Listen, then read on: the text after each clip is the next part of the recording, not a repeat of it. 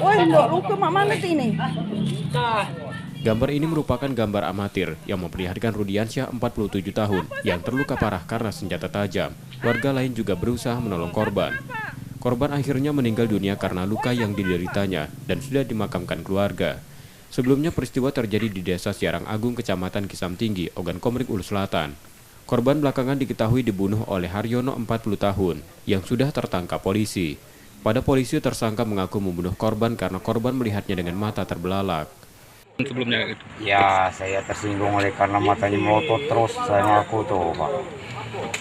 Jadi langsung hilaf aku. Berapa kali kamu tebas itu pakai senjata tajam itu? 3 kali, Pak. 3 kali ya? Sementara polisi selain menangkap tersangka juga menyita sajam dan pakaian korban. Dipelototi ataupun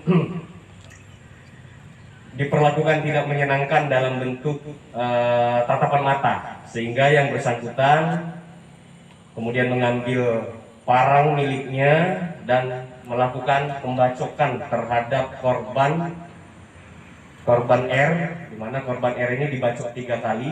Yang pertama dibacok di leher, kemudian punggung sebelah kiri belakang, dan yang terakhir bagian belakang kepala sebelah kiri.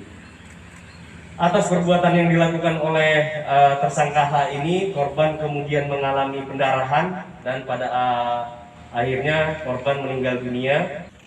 Saat ini polisi masih mendalami motif dari peristiwa tersebut. Setia Budi, Kompas TV, Ogan Komering Ulu Selatan, Sumatera Selatan.